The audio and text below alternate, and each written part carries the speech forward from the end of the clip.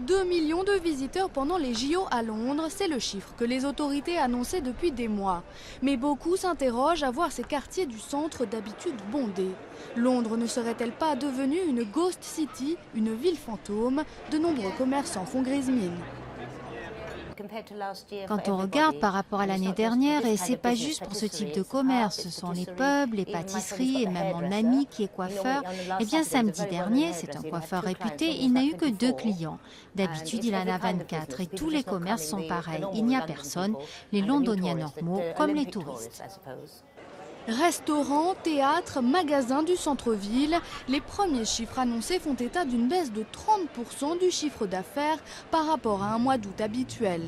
Première raison, le site olympique est très loin du cœur de la ville et à ses portes s'est installé le plus grand centre commercial d'Europe. Autre explication, les autorités auraient fait fuir touristes et londoniens avec des prévisions apocalyptiques pour les transports. C'est de la faute des Jeux Olympiques, mais surtout de notre maire, qui a passé ces 4 ou 5 derniers mois à faire fuir les gens de Londres, à leur dire de ne pas venir. C'est un désastre. Boris est à blâmer, les autorités olympiques sont à blâmer, tout comme les transports de Londres, et malheureusement ce sont les travailleurs londoniens qui en payent le prix. Le maire de Londres, Boris Johnson, s'est défendu en affirmant que le nombre de visiteurs enregistrés dans le centre-ville était remonté durant le dernier week-end.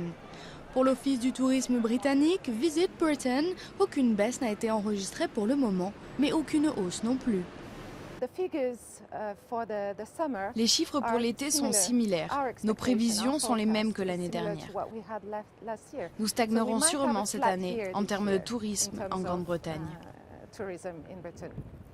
Côté médaille, le compte est déjà bon pour les Britanniques. Côté recettes, il faudra attendre un mois avec la publication des statistiques du commerce de détail.